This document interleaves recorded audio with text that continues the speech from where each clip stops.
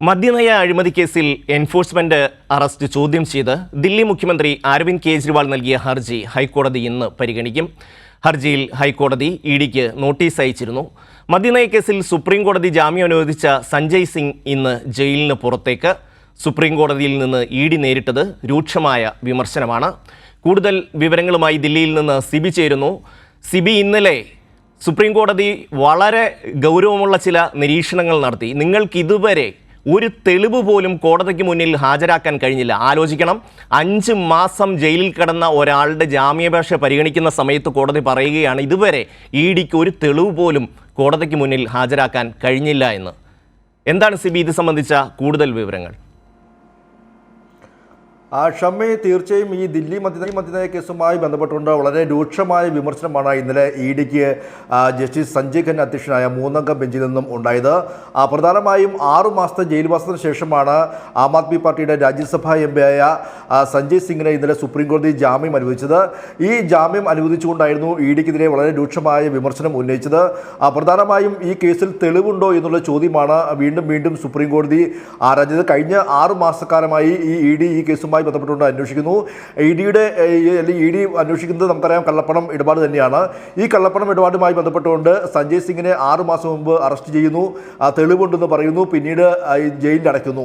ഈ 6 മാസം ശേഷം 1 രൂപ പോലും കണ്ടെത്താൻ ഇതുവരെയും ഇഡിക്ക് കഴിഞ്ഞിട്ടില്ല എന്നുള്ളതാണ് കോടതി ചൂണ്ടിക്കാട്ടിയത്. അങ്ങനെയെങ്കിൽ ഈ PMLA വകുപ്പ് പ്രകാരം 45-ാം വകുപ്പ് പ്രകാരം പ്രഥമ ദൃഷ്ട്യാ സഞ്ജയ് സിംഗിനെതിരെ തെളിവില്ലെന്നും അദ്ദേഹം കുറ്റക്കാരനല്ലെന്ന ഒരു നിരീക്ഷണം കോടതിക്ക് നടത്തേണ്ടി വരുമെന്ന ഒരു ഗുരുതരമായ നിരീക്ഷണമാണ് ഇന്നലെ സഞ്ജയ് ഖന്ന അധ്യക്ഷനായ ബെഞ്ച് മുന്നോട്ട് വെച്ചത്. മാത്രമല്ല, അങ്ങനെ ഒരു നിരീക്ഷണം നടത്തിയാൽ സ്വാഭാവികമായും ഈ കോടതിയിൽ വിചാരണയ്ക്ക് പോകുമ്പോൾ അത് ആ കേസിനെ പ്രതികൂലമായി ബാധിക്കുമെന്ന ഒരു മുന്നറിയിപ്പ് കൂടി ഇഡിക്ക് നൽകുകയും ചെയ്തു. ഇതേ തുടർന്നാണ് പിന്നീട് ഉച്ചയ്ക്ക് ശേഷം ഈ കേസ് പരിഗണിച്ചപ്പോൾ ഇഡിക്ക് വേണ്ടി ഹാജരായ സോളിസിറ്റർ ജനറൽ രാജു, അദ്ദേഹം അതിൽ ഇഡിയുടെ ഈ സഞ്ജയ് സിംഗിൻ്റെ ജാമ്യാപേക്ഷയെ അദ്ദേഹം എതിർത്തതുമില്ല. അങ്ങനെ കൃത്യമായ തെളിവുകൾ ഈ ഒരു കേസിൽ ഇല്ല എന്ന് കൃത്യമായി ഇന്നലെ ഇഡി വ്യക്തമാക്കുന്നതാണ് ഈ സുപ്രീം കോടതിയിലെ നടപടിക്രമങ്ങൾ കണ്ടത്. കഴിഞ്ഞ 6 മാസം മാത്രമല്ല, കഴിഞ്ഞ 1 വർഷത്തിലധികമായി ഇപ്പോൾ നമുക്കറിയാം ദില്ലി ഉപമുഖ്യമന്ത്രിയായ മനീഷ് സിസോദിയ ഇപ്പോൾ ജയിലിലാണ്. ഈ കേസുമായി ബന്ധപ്പെട്ടുകൊണ്ട് കവിത ജയിലിലാണ്, ഇപ്പോൾ അരവിന്ദ് കെജ്രിവാൾ ജയിലിലാണ്. ഇവർക്കെല്ലാം നിലയും എതിരെ ഈ കള്ളപ്പണം ഇടപാടാണ് ഇപ്പോൾ ഇഡി പറയുന്നതെങ്കിലും ഇതുവരെയും 1 രൂപ പോലും ഇത്തരത്തിൽ കഴിഞ്ഞിട്ടില്ല. ആം ആദ്മി പാർട്ടിയുടെ ഏറ്റവും വലിയ കേസുമായി മദ്യനയ കേസുമായി ബന്ധപ്പെട്ട് ഇഡിയുടെ മറ്റ് അറസ്റ്റുകളുമായി ബന്ധപ്പെട്ട് എല്ലാം എടുത്ത് പരിശോധിച്ചാൽ നമുക്ക് മനസ്സിലാവുന്നത്, ആദ്യം കേസുകളിൽ പ്രതിയായിരിക്കുന്നവരെ 1-2 പേരെ മാപ്പുസാക്ഷിയാക്കി മാറ്റുക.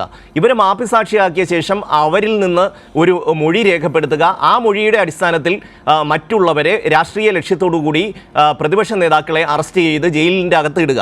അതുമാത്രമല്ല, നമുക്കറിയാം 2017 ഈ PMLA ആക്ടിൽ ഒരു വലിയ മാറ്റം കേന്ദ്ര സർക്കാർ കൊണ്ടുവരുന്നത്. അതായത് ഈ ജഡ്ജിക്ക് പ്രഥമ ദൃഷ്ടിയാ ഇയാൾ കുറ്റക്കാരനല്ല എന്ന് ബോധ്യപ്പെട്ടാൽ മാത്രമേ ഒരാൾക്ക് ജാമ്യം അനുവദിക്കാൻ കഴിയൂ. ആ രീതിയിൽ ഈ നിയമത്തെ ഒരു കരിനിയമമാക്കി, കാടൻ നിയമമാക്കി മാറ്റിയത് 2017 നരേന്ദ്രമോദി സർക്കാരാണ്. അതായത് തങ്ങൾക്കെതിരെ നിൽക്കുന്നവരെ അകത്താക്കുക, അവർക്ക് ജാമ്യം കിട്ടാതിരിക്കുക എന്നുള്ള വളരെ കൃത്യമായ ലക്ഷ്യത്തോടുകൂടി ഇത്തരമൊരു നിയമം കൊണ്ടുവരുന്നതുകൊണ്ടാണ് ഈ കേസുമായി ബന്ധപ്പെട്ട ഒരാൾക്ക് പോലും ജാമ്യം കിട്ടാത്ത ഒരു സാഹചര്യം. ആദ്യമായിട്ടാണ് ഈ മദ്യനയ കേസുമായി ബന്ധപ്പെട്ട ഒരാൾക്ക് ജാമ്യം കിട്ടുന്നത്. മനോജ് സിസോദിയ കഴിഞ്ഞ ഫെബ്രുവരി 26-ന് സിസോദിയെ അറസ്റ്റ് ചെയ്തതിനു ശേഷം ഏതാണ്ട് 1 വർഷം കഴിയുകയാണ്. ഒരു പൈസ പോലും ഈ കേസുമായി ബന്ധപ്പെട്ട് ഒരാളിൽ നിന്നും കണ്ടെടുക്കാൻ കഴിഞ്ഞിട്ടില്ല. അപ്പോൾ വളരെ ഒരു രാഷ്ട്രീയ ലക്ഷ്യത്തിൻ്റെ അടിസ്ഥാനത്തിൽ കാടൻ നിയമം പ്രയോഗിക്കുക എന്നുള്ളത് തന്നെയാണ്. അതാണ് സുപ്രീം കോടതി ചൂണ്ടിക്കാട്ടിയത്.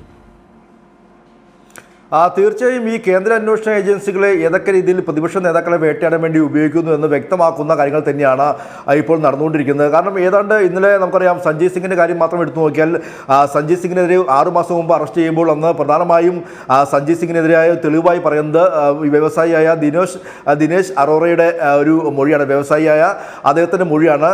പക്ഷേ ഈ ദിനേശ് അറോറ പിന്നീട് ഈ കേസിൽ ആദ്യം പ്രതിയാണെങ്കിൽ പിന്നീട് ഈ കേസിൽ ഷമ്മി പറഞ്ഞ പോലെ തന്നെ പിന്നീട് ആ കേസിൽ മാപ്പ് സാക്ഷിയാകുന്ന ഒരു പശ്ചാത്തലം ഉണ്ടാകുന്നു. അങ്ങനെ ഈ മാപ്പ് സാക്ഷിയുടെ മൊഴിയുടെ അടിസ്ഥാനത്തിലാണ് പിന്നീട് സഞ്ജയ് സിംഗിനെ അറസ്റ്റ് ചെയ്യുന്നതും ജയിലിൽ അടയ്ക്കുന്നതും. പക്ഷേ പിന്നീട് ഈ കേസുമായി ബന്ധപ്പെട്ടുകൊണ്ട് അല്പം പോലും മുന്നോട്ട് പോകാൻ ഇഡിക്ക് കഴിഞ്ഞില്ല എന്ന് മാത്രമല്ല ഏകദേശം 2 കോടി രൂപയുടെ കള്ളപ്പണം ഇടപാട് നടന്നു എന്നുള്ളതാണ് അന്ന് ഇഡി സഞ്ജയ് സിംഗിനെതിരെ കോടതിയിൽ സമർപ്പിച്ചത്. പക്ഷേ ഇപ്പോൾ 6 മാസം കഴിഞ്ഞിട്ടും 1 രൂപ പോലും കണ്ടെത്താൻ കഴിഞ്ഞില്ല. ഏതാണ്ട് സമാനമായ സാഹചര്യം തന്നെയാണ് അരവിന്ദ് കെജ്രിവാളിൻ്റെയും മനീഷ് സിസോദിയ എല്ലാത്തിനെയും ഒരു കേസുമായി ബന്ധപ്പെട്ടുകൊണ്ടും കാണേണ്ടത്. നമുക്കറിയാം ഈ കേസിൽ പലപ്പോഴും ഈ ദില്ലി മദ്യനയ കേസിൽ ഈ മാപ്പ് സാക്ഷികൾ എന്ന് പറയുന്നത് നേരത്തെ ശരത് ചന്ദ്ര റെഡ്ഡി ആണെങ്കിലും നമുക്കറിയാം ഇലക്ട്രൽ ബോണ്ടുകൾ വഴി ഇത്തരത്തിൽ പണം വാങ്ങി ഇലക്ട്രൽ ബോണ്ട് വഴി ശരത് ചന്ദ്ര റെഡ്ഡി 34 കോടി രൂപ BJPക്ക് നൽകുന്നു. ആദ്യം പ്രതിപട്ടികയിൽ വരുന്ന ഈ ശരത് ചന്ദ്ര റെഡ്ഡി പിന്നീട് മാപ്പ് സാക്ഷിയായി മാറുന്നു.